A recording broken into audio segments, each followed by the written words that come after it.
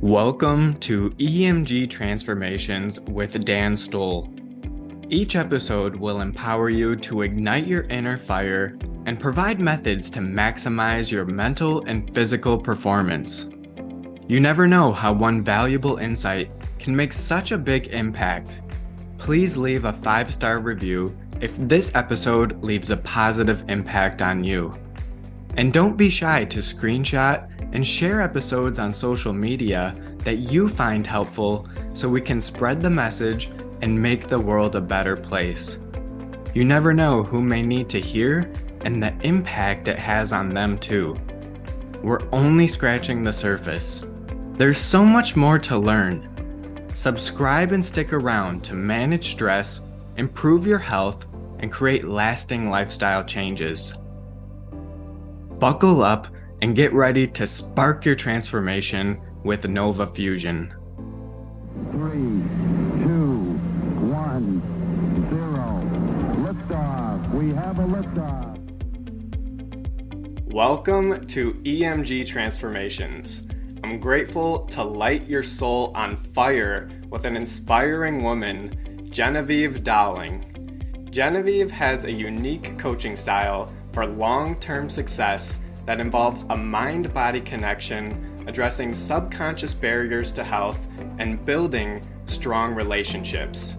With a background in NLP, quantum energy healing, and Trichology, Genevieve empowers women to take control of their own biology and elevate all aspects of their life for increased abundance and holistic growth. Her most recent initiative is co-founding a women's biohacking and coaching platform called Biohack'Her. Love that name, by the way.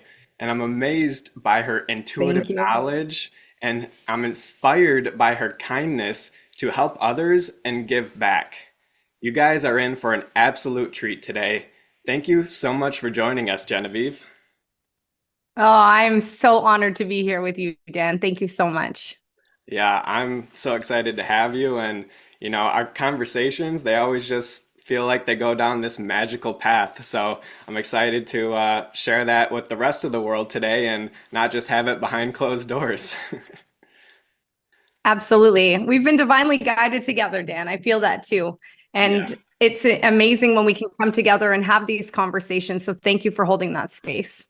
Of course. Yeah, I'm so excited, and I'm just ready to get this party started if I'm being honest here. So let's this is a little different than other episodes. So I'd love to personally just learn more about you as well. So before we dive into, the specifics of your story here, I'd love for you to just share a little bit about you in terms of, where were you from? What was life growing up, and where are you at today with that beautiful background?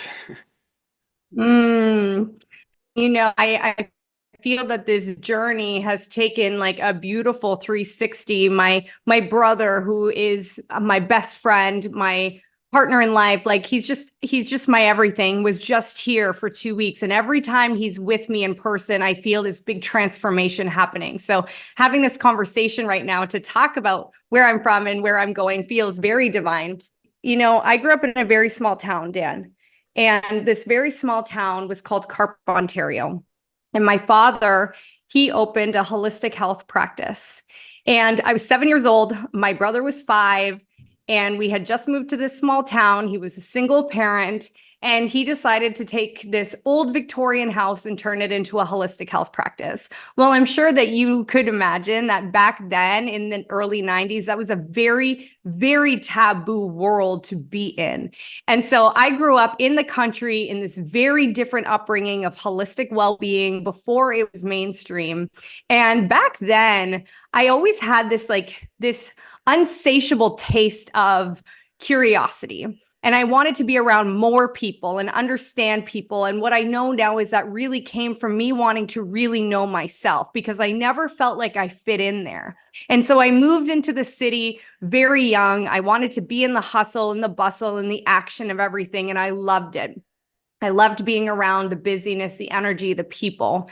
But I always felt that I was a child of God, a woman of the world, and that Ottawa, Ontario, Canada was not calling me to be my forever home. And I always had this vision in my mind. I remember being so young and telling my parents that I just couldn't understand why we couldn't just live anywhere we wanted in the world. It was something that was on my heart from a very young age. I couldn't understand it. Yet I knew that I wanted to be somewhere in the Caribbean, somewhere warm. It always, I could just taste it when I would close my eyes, taste the salt water, feel the heat on my face. And so fast forward now, after many, many travels throughout the world and experiencing different ways of being, I live in Playa del Carmen, Mexico, which I think is one of the most unique places in the world. It called me. People always ask, how did I end up here? It called me, literally. I had a heart call to come here, and I realized that there was something for me to explore here. So I've been here 2.5 years now, and it is a space that people from all over the world come, which means it goes back to my thought, I am a child of God, woman of the world. And so now, just by walking down the road, I live on the Jungle Beach, and on this beautiful promenade, I meet people from all over the world who just literally stop and smell the flowers. They stop and smell the flowers, and I watch this, and people are present. And so I feel at home. But more importantly, this place has really allowed me to feel home within my own heart. That is amazing. And talk about full circle, like, being curious about everything else and, really wanting to find out, like, who am I and find out that own personal journey. And it sounds like, that calling and you getting there, it really opened that up for you. And now you're just living in that authentic life and your authentic self. And now you're just radiating positivity, hope, and just all these amazing things that you're doing that we're going to talk about in this episode. So I'm so glad that, you listen to that calling first off, because a lot of us will get that whisper, we'll get that intuitive nudge, but then trusting it is a whole different story. And, you did that, you followed through. And I'm actually curious, as a follow-up, did you have those hesitations early on, or, those outside voices that are like, what are you thinking? You're going to Mexico? Like, have you ever been there before? Like, did any of that come up? I love when you said the whisper, because it is a whisper. And with any whisper, it really takes listening. And the reason I say that is, Dan, I have constantly had those whispers, and I've constantly had those doubts and hesitations. I still have them now. And what I realized is that a lot of the time as human beings, and I'm going to generalize right now, but we need living proof that it's possible. Yet the truth is that we're all on our own independent journey. And so the only times that we can have true living proof is if we can do it ourselves. And so when I first came to Mexico, it was not a choice to come live here. When I came for a long bout, my father had passed away very suddenly from cancer throughout his body, and I was a total train wreck. I was just about to turn 30, and so one of my good friends invited me to come out here to do a work project for social media, and I came out here, and that's where the call came in again. It was like, this is your place, come here. And maybe it wasn't that exact word, but it was a feeling. And I knew it. And so I took a step towards that, and I put a down payment on a condo here, and it just like literally fell apart. It was not working out. And I could have said that this is not for me. It was wrong. But what I realized instead was that it wasn't the correct time. And that was I just knew that I knew that I knew. And I know you and I have talked about this. Sometimes, for any of you listening, there's a time where you just know that you know that you know, and no one can tell you otherwise, and you don't have proof yet, but it's a feeling. And that's the feeling I had about coming back to Playa. So I went back to Canada. And I've had this way about my life since I was a young girl, my dad being a holistic health practitioner, that I've always chosen kind of like the windy path. I've always gone a different route. I've always done a different business. And I went through the external scrutiny through many different business decisions that I made, especially when I entered into the network marketing space for the first time as a holistic health coach. People were like, what are you doing? So this constant noise has always come towards me. And that also accentuated my own inner voice. But what happened is I'm also very stubborn. And so the more that people said I couldn't do something, the more I wanted to do it. And so that's what happened with Mexico. People said everything left, right, and center. You're going to lose your health insurance. You're going to do this. You're going to do that. And I thought to myself, if not now, then when? And if not here, then where? And so I decided I had to just start. And so when I got here and I sold off multiple properties, I was in real estate investment in Canada, multiple properties, a lot of stuff. And I'm talking a lot of stuff. And I got here with my dog and 3 suitcases. And in that moment, when I landed, I knew no one. I had no idea what I was doing. People asked me, what do things cost there? I couldn't tell you because I didn't know the conversion. I was overwhelmed, but I felt at peace. And so that moment showed me that there's going to be a ton of noise, but the feeling of peace, if we can tune into it, is always going to be the barometer of what is correct for us. And that was a huge lesson moving here. Wow. Talking about how our conversations are always in alignment, I was actually just talking to our mutual mentor, Marcus, and he was Mm-hmm. telling me we were talking about peace. And that's just something that I personally need more in my life right now. I'm at this season where it feels like I'm go, go, go. I'm managing a lot of things. And we just had this conversation that pulled me back to that and reminded me, why am I doing what I'm doing? And, where am I going? This is a season. Like that's another thing. Remind yourself that this is a season. You don't want to, become the habit of just a 80-hour a work person and that just be your new lifestyle. And so when you're younger and you're just like figuring all this out, it's like that could easily, become your life at that point. So it's like setting boundaries, putting the things in place, taking time to be quiet and just listen. These are, small things that I was personally overlooking. So just having conversations like this or just listening to a podcast, it can really give you that awareness that, hold on, I've been go, go, go. I don't even know what I'm doing anymore. Where do I want to go? And it sounded Mm-hmm. like, you had to really listen to get that answer. But once you did, the stubbornness kicked in and you're like, I'm going to find a way. I'm going to make this happen. And, this is what's supposed to happen. And so I just love that story personally. And, I would love to transition a little bit because I know you have a health story as well, and you've been through your ups and downs. So I would love to, whatever you're comfortable sharing, some of those experiences, the struggles that you overcame, and, how did that shape you into the woman that you are? Mm. Well, Dan, you said something to bridge this so perfectly. And you said, it's something like the conversation you had with Marcus pulled you back to peace. And that as young people, we can easily, the narrative of working, working, working harder, harder, harder. I never have alarms going off. It's so funny. This is what happens in the energy world, right? When you're totally on focus to something, something comes up as a distraction, and we can either allow it to pull us or we can remain steady. And I believe that. So these sort of things make me laugh now. But you said something, and exactly what you just described was my life. I left home very young, Dan. I was 16 when I got my first apartment. I started doing customer relations for a car company back then.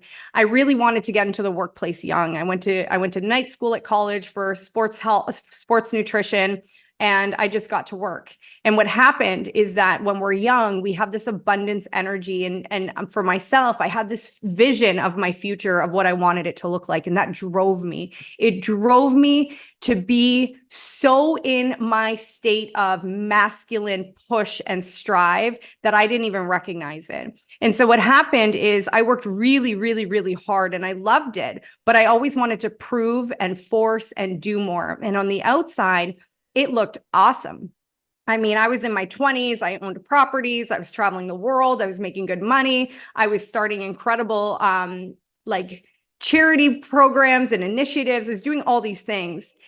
But on the inside, what was happening was I was becoming more and more disconnected from myself. And I'm going to talk about this right now just to give perspective to those listening. I'm going to talk about this right now from my perspective now, not my perspective then. So if you resonate with this story, And you're like, why don't I have it figured out? It's because I absolutely did not. And we can always connect the dots looking back, but never looking forward. So just to give context. So back then I was working harder, more. It was never enough. It was never enough. I always wanted more. But the truth was that I never thought I was enough. And I always thought that I had to be more.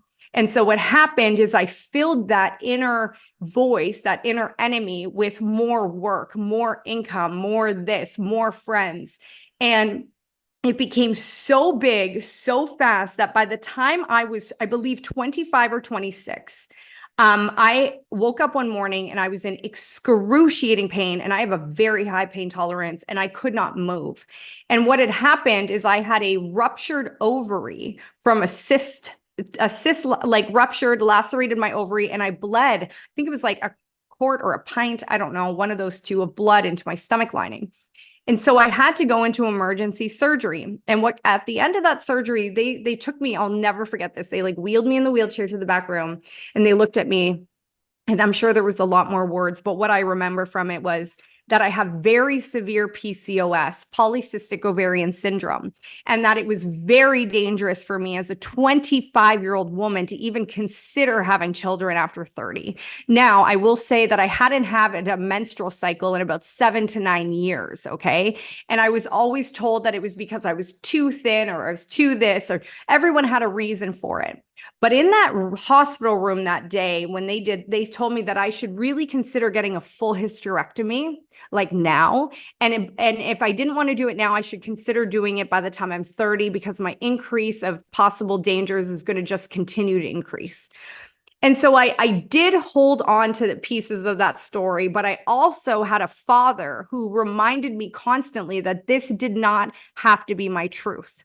And so there was two sides of me. There was a side of me that was really in this like victim state, that was like, oh my God, look at all these things wrong with me. And I wanted to take that as the answer to why all these other things were happening. And then I also knew that like this didn't feel correct for me. So I didn't do much about it at the time. I continued living my life. I was on bed rest for 2 months. I made some really drastic decisions in my work life, and I became an entrepreneur then. And so that was a really good segue for me. But what happened is I did the same behaviors in other ways. When I became an entrepreneur, instead of just having one business, I had two. And then when things got out of hand, I took on more. And then my dad got sick and I took care of him, and I ended up in the hospital again. And the second time I ended up in the hospital, they said nothing other than, here's 10 days of morphine. And are you considering the hysterectomy yet? So that was about a couple of weeks before I was moving to Mexico, and I believe in divine intervention. And so when I got here, I remember like looking at this bottle of morphine and like hobbling around and being like, this is absolutely ridiculous. And I kept thinking about my dad's experience at 59.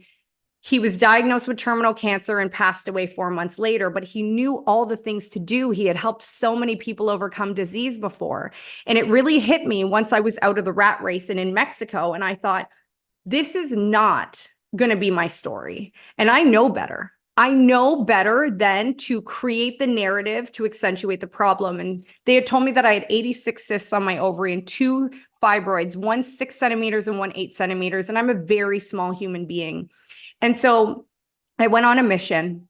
I went on a mission to learn everything I could learn about myself and about what this diagnosis was, so that I could learn how to reverse it. And all of the things that I believed in about how powerful we are as a creator and as a healer, I really put it to work. And I took about 1.5 years off of all work, and I went to several Dr. Joe Dispenza in-person retreats and did the work. And let me tell you, when you commit to this work, it is not simple, because we have to go through layers, and we have to undo layers like an onion. And what happened recently is I started feeling my body change. My body has actually changed. My hips have changed. My diaphragm has changed. So much of my body has changed. I have a regular cycle every single month to the day for the first time in my life. And I went, and when I had my last ultrasound, it's like 95% gone, and they can't even imagine it without surgery.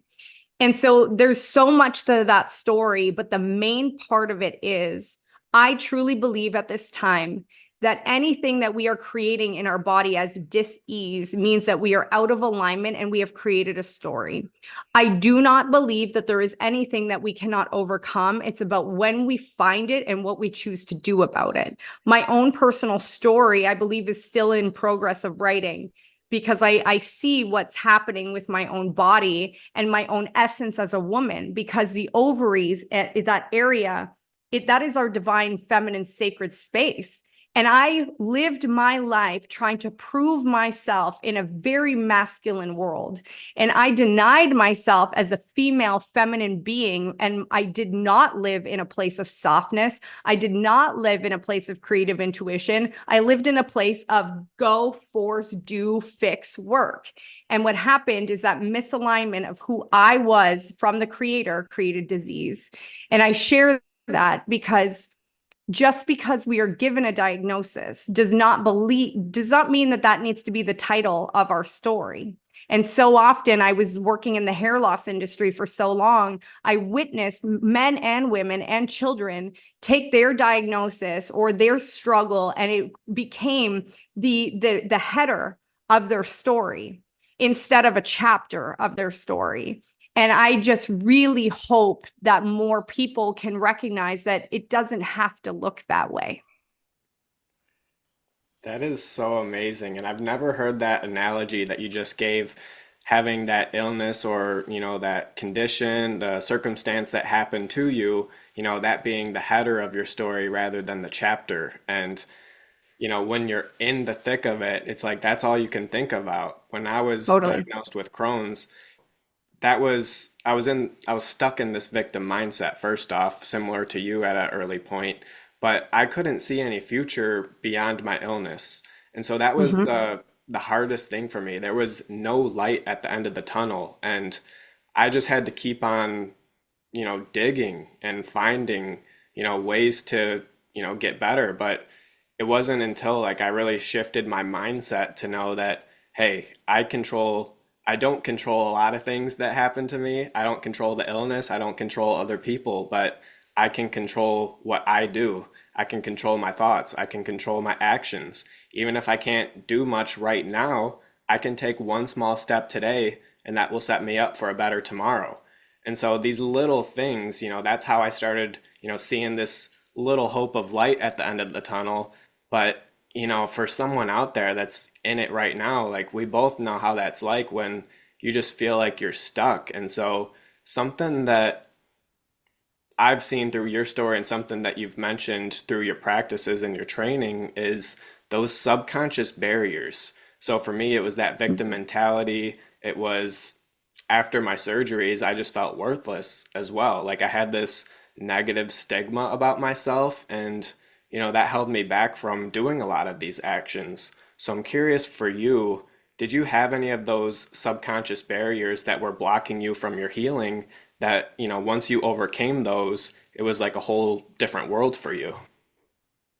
Oh, so well put. And I had many, and I still have some. I don't think there's an end to it. It just changes. But I love how you said that, because there's always, I really believe in the art of observation. It's something I talk about a lot when I'm coaching people, and for myself. The biggest thing that we can do is start to observe, because our own thoughts, our own feelings, our own energy is going to be the biggest indicator and the biggest roadmap to where we're going. And I had been so disconnected from my body. And what I mean by disconnected is when we are constantly thinking, doing, calling, texting, writing, serving, doing all these things, we are in our mind. We are in the brain. We are out of the body. And I was in that state because it was safe for me to be in that state. And I would use a lot of different ways to numb and disconnect, but I was tapped out of my body. So when I started observing my own body and my own mind, and this took years before I got to this point, what I realized underneath it all was that I never felt safe in my body. And when I never felt safe in my body, what happened is that subconscious barrier meant that I also did not feel safe as who I was as a woman. My mom left very young. And I thought that I was okay from all of that. I had worked on it. I had gone to therapy about that. But what I realized deep down is when I got that diagnosis, I thought, oh, it runs in the family. I am not meant to be a mother just like I had experienced. And so that became the subconscious barrier also. I do not feel safe in my body. And I felt shame for not being a woman of like what everyone else was meant to be. So my shame and my unsafety showed up in everything I did. The partners I chose, you can only imagine, the situations I put myself in, the way I people pleased because I never felt that I was worthy or enough, and I never felt safe. So what do we do when we don't feel that way? We put all of our attention outward to try and control and manage the environment around us. When I realized that that was what was part of what was going on, it felt very scary because I came to Mexico and I said, okay, I'm going to start to learn myself. Okay, what do I want to do today? And I'll never forget this day. And I thought, oh my gosh, I don't even know what I like to do because I had never made those decisions for myself. I always made decisions based on what I should do or what I could do. And so I had to relearn I had to date myself. I had to learn myself, and I had to navigate what it meant to make decisions for myself. And it started with saying no to the things that didn't feel right. It started with saying yes to more rest and quiet, which is uncomfortable for any of us learning to really disengage from those subconscious programs. And so for myself as a woman, the shame, it showed up in everything I did. And I'm sure that a lot of you listening, you can tell that how many times do you make a decision or say yes to something that you really don't want to do, but something tells you you should do it.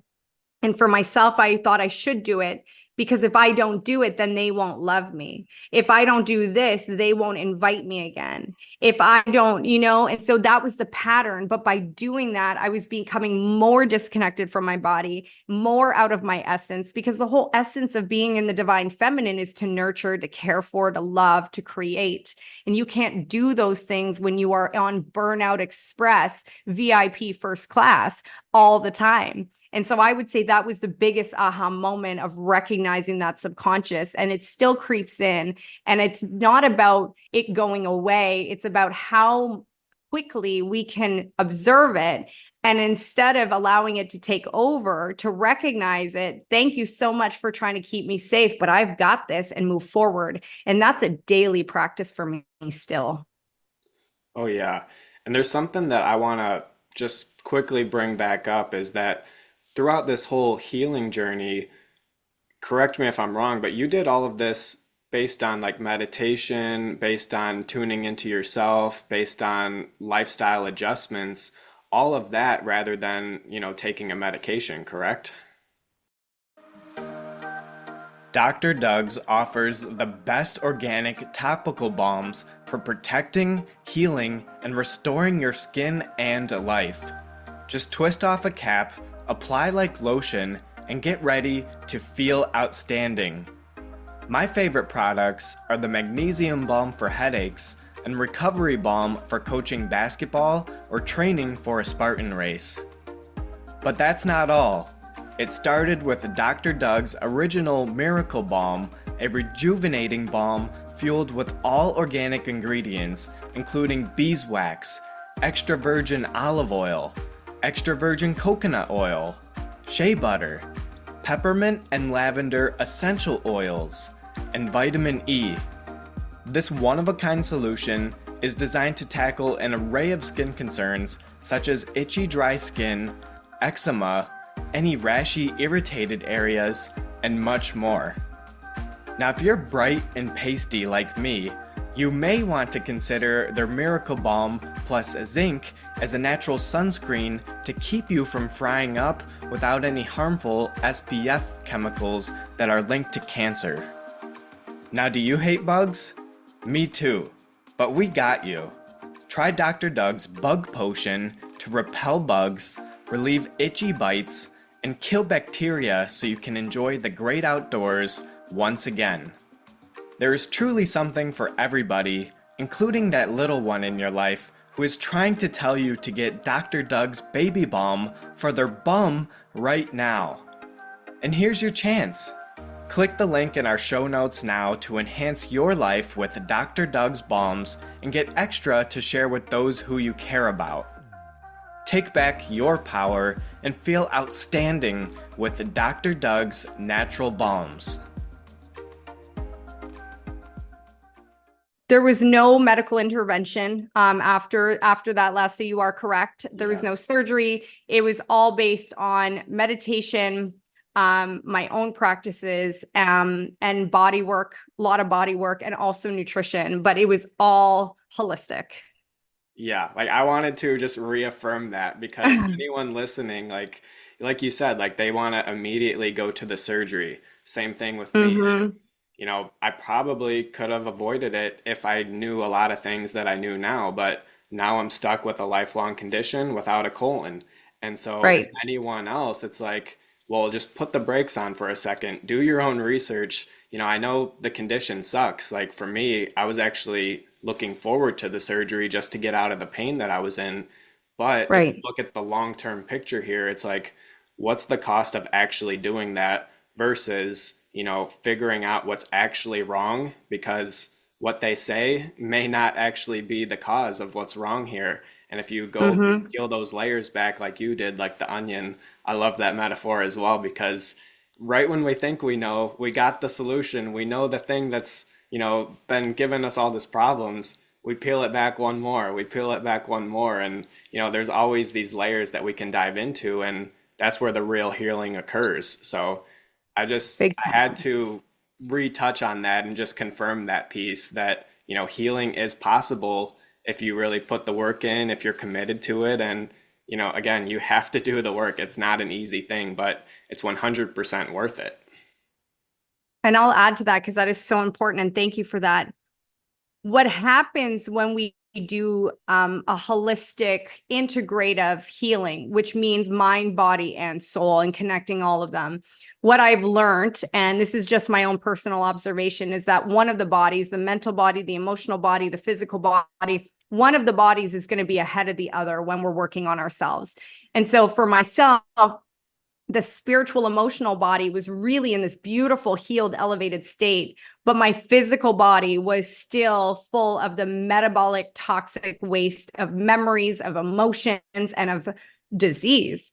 And so when I had to say, okay, I'm going to keep this going, but I need to now come back into my body, I realized the discomfort, and I know that you understand this, the discomfort level when you really tune in, when you're in those places, is awful.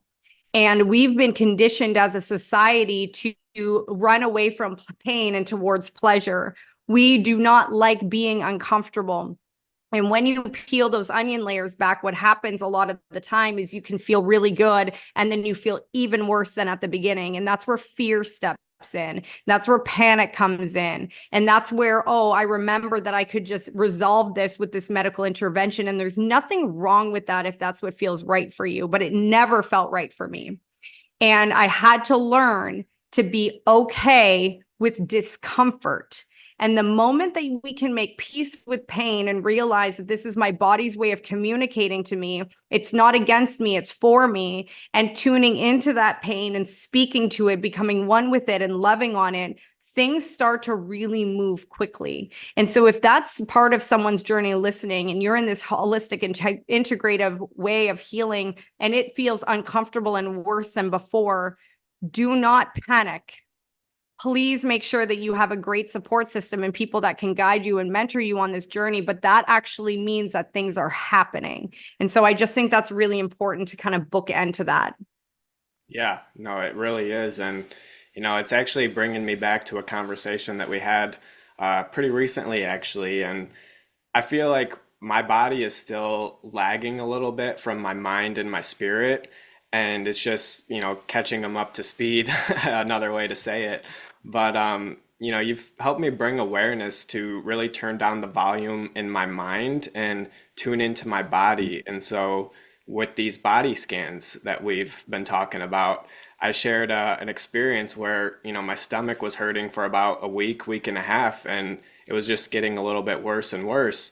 And so I was like, you know what? I'm just going to sit with it. I'm going to do one of Genevieve's body scans. And I was tuning into that spot where it was hurting. And then even after the body scan, I took an extra 5, 10 minutes and I was just putting my hands on that spot, the healing hands, and just thinking about that and asking myself, like you were telling me, what is my body trying to tell me? It's always trying to communicate Mhm. something. And the point that really stuck with me is like pinging signals. So that pain, it's just a signal that it's trying to tell me something, good or bad, like I don't know. But, the perception has always been that it's a bad thing because it's pain. But once I started tuning into that, I was asking myself, what are you trying to tell me? After that whole reset that I did, within the next hour, that pain was gone. And for about 2 weeks, like I Wow. didn't feel it again. And so that just really brings the Wow. power to, what you're talking about here and how it can really change your life. That's so powerful. Just as powerful when you just shared it again with me. And it's a reminder, every symptom is a body language. And I always say we're so focused on mindset. And I agree, mindset is so important. It's first, but body talk and body wisdom. And that's where I'm really exploring deeper with clients right now is the body is speaking. And if we listen and we bring our attention there, because our intention and attention, like you said, the healing hands, the moment we place our intention and attention on our hands, well, even now they're starting to get warm. If I place my intention and attention onto my heart space and breathe, which is something that I'm very passionate about, and we expand that space, that's going to really change and recalibrate the energy of our entire being. If I'm having pain in my ovaries when my cysts rupture or when they're healing, because it happens still to this day, and I tune into it and I ask myself, what do I need right now? And most of the time, the answer is I need more rest, more fluids, more of this. And we convince ourselves we don't need those things because we have to keep up with the speed of society. But the moment, and that's where I'm very grateful for to be an entrepreneur and to create a time flexibility in my world is to be able to take more rest. And a lot of the time, that's what pain is asking us. Pain is asking us to be still, to be more quiet, and to love ourselves. And the moment we make that change, or the moment I made that change, everything started changing. And even when we're about to make decisions, I realize like my intuition, I can be very stubborn, as I mentioned in the beginning. And I have this very high energetic threshold. I have this energy all the time to do and create. Yet when it's time for me to go into a healing or an energetic upgrade, as I call it, because that's part of the body healing, my body will put on the full brakes and stop. And it will show up in all these different things. And I talk to a lot of women that experience that. And we're so used to taking band-aid solutions to cover up the symptoms so that we can continue sprinting forward. And that accentuates the problem. It makes it worse. And it goes back to living proof. We cannot trust ourselves if we cannot listen to ourselves. And so I'm so grateful you brought that up because that's something that I continue every single day. Do not overlook the feelings and sensations and emotions that the body is speaking to me with. It becomes our superpower. Yeah. And going back to that conversation with Marcus and the rest, he asked me something going back to the 80-hour versus 40-hour a week. He goes, do you honestly think, and think about this before you answer, do you think you could get everything that you're doing done now in 40 hours? Like, could you accomplish that? And, I had to think, and ultimately the answer is yes. After I'm thinking about it, it's like, well, right now, I got to put some systems in place to make that happen. But for someone that's in a position similar to mine, where it's like, I have basically a 9 to 5 right now, and then I'm building my business outside of that in like the 5 to 9. And it's like, I also have to prioritize my health, as you know, like if I don't prioritize my health, Mhm. nothing else is going to get done and I'm not going to be productive. So finding that time when you're super busy, and again, you were like this when you were just hustling in those earlier days. Where do you find the time to get that extra rest in? Is it saying no to certain things? Is it carving out time in the morning, the night? Like what worked for you? Great question. And it's going to be different for everyone. I always say to people, if you can't find 10 minutes for yourself, take 60. And the reason I say that is that there is always going to be an excuse and a reason why. Yet, we look at time as this linear concept, right? Self-care, I need an hour, I need this, I need that. But the truth is, presence eliminates time. Presence can bring the amount of 1 hour of healing into 5 minutes. The difference is that it takes us so long to get present that we miss we miss it. And so this is kind of a long-winded answer, but it's relevant. When I first started and I carved out 1 hour every morning, non-negotiable, to go into my meditation and quiet practice. And what would happen is at the beginning, it would take me about 30 to 45 minutes to get into it, because the body, I always say, is like a wild animal. It's like a wild horse that you're trying to break in and tame for the first time.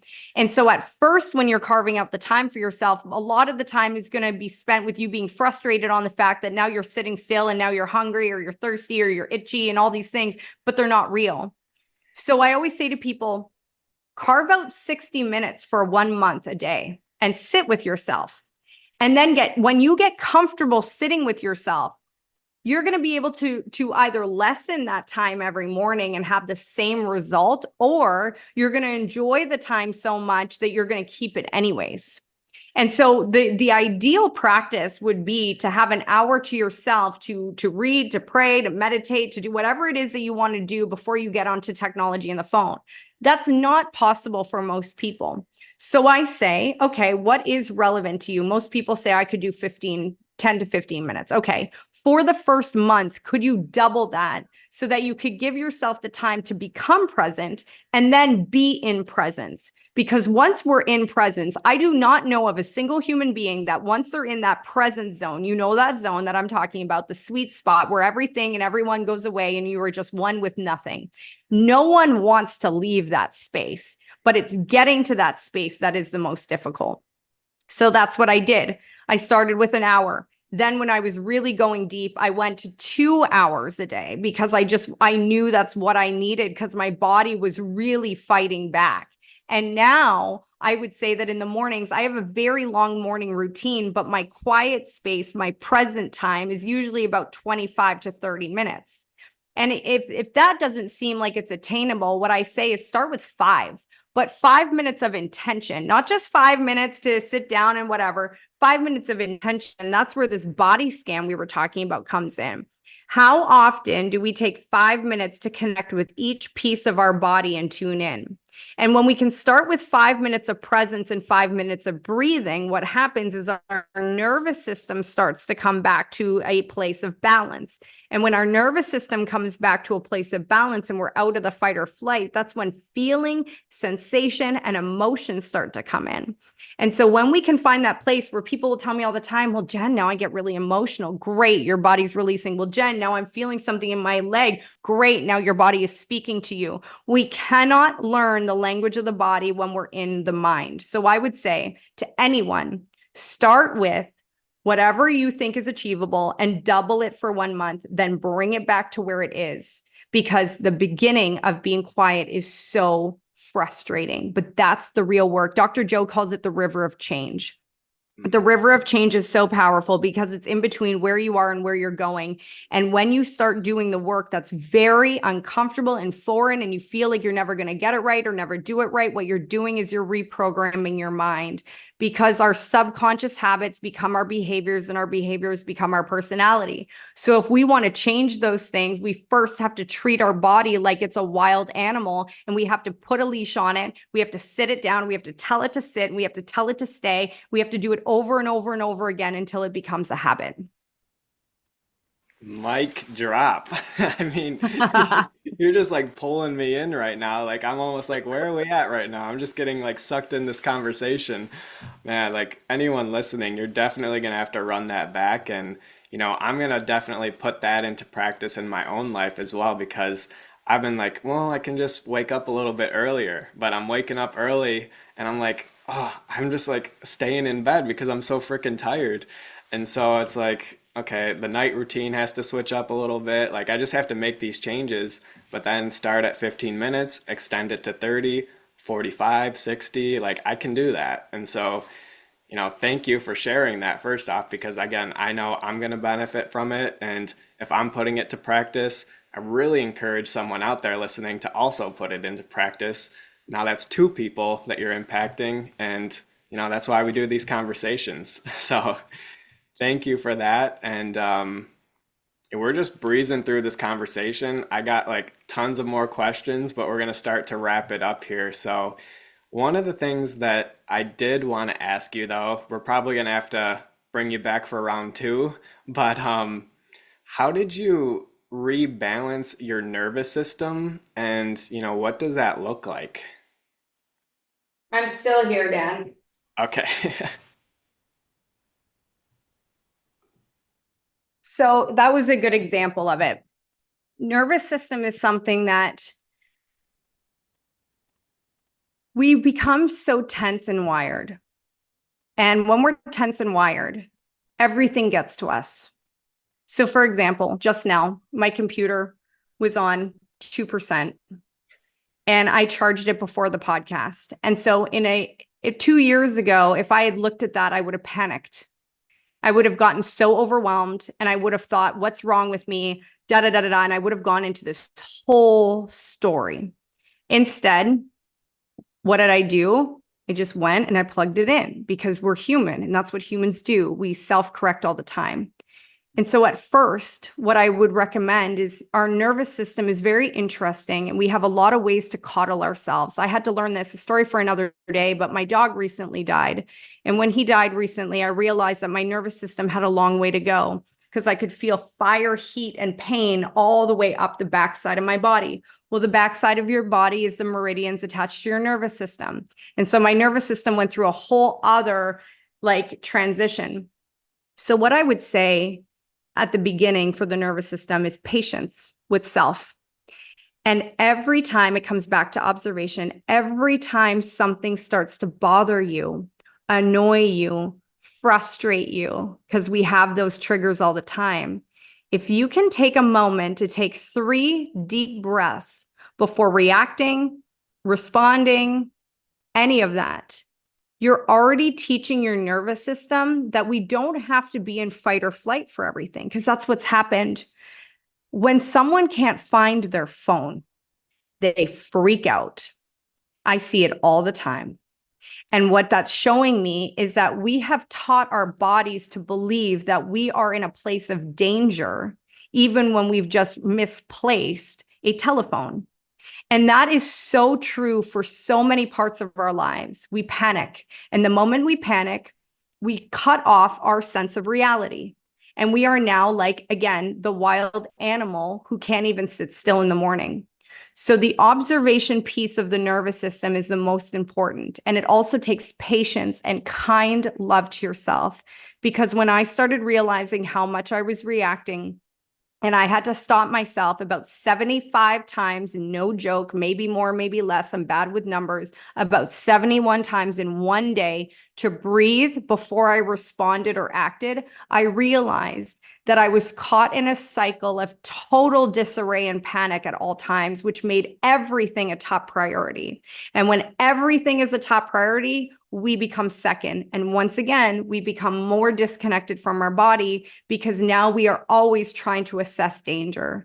So that would be what I say when someone is trying to really unwind their nervous system. Start with noticing every time you're going to react, taking a few deep breaths, and then engaging. And that alone will do wonders to how we show up in the world. That's so good. And, I actually used to be one of those people that just reacted to everything as well. And, I think that came from just storing a lot of trauma at an early age and, not having ways to release it. And so when something happened, it was like it just all came out. Like I didn't want it to come out, but it just did.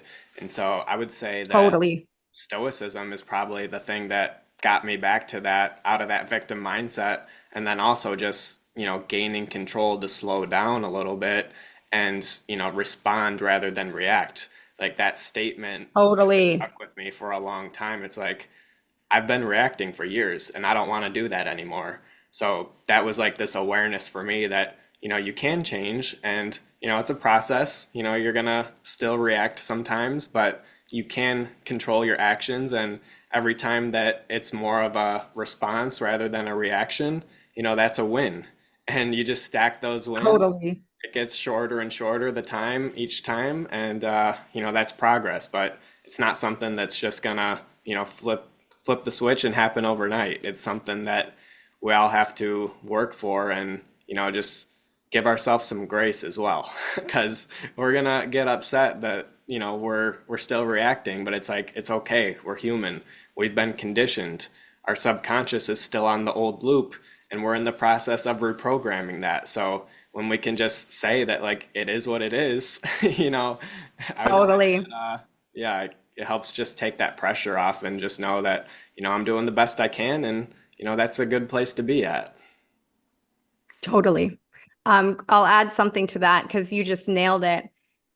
When we breathe into our belly instead of in our chest, we bring ourselves into a relaxed state. So even just focusing on bringing our breath from up here down into our belly, and you just said something so important. You reacted to everything, but it's also because you are a high performing individual who cares a lot about people.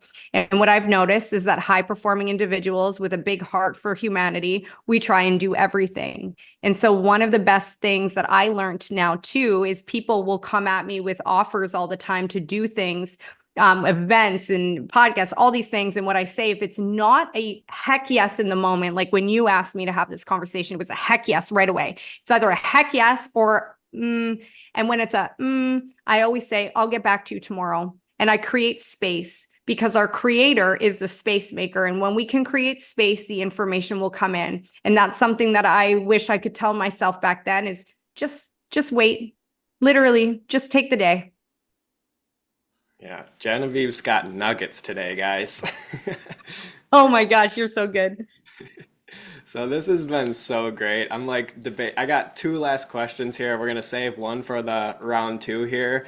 Um, we're gonna dive into this one here. So if you could go back in time, give advice to your younger self, when you were sick, you were lacking confidence, you were just really struggling at that time in your life, what would you say to her? Hmm. Such a good question. And I wish that I could go back. Well, actually, I've done this. I've gone back to her. And in the moments of fear, and fear for me showed up again that I wasn't good enough. In moments of fear, I would love to share with her that the comfort that I so desperately was looking for from my parents when they were unable to give it to me, I could receive from the creator, God, universe. And all it took was me closing my eyes and tuning in to that space of my heart to be able to feel how held I actually am on this planet. And if I know that back then I just wanted to be held. And what I didn't know is that I was always being held. I just wasn't tuning into it. So that's what I would say to her. I would tell her that she is so divinely guided, so highly favored and supported, and to trust. That's beautiful.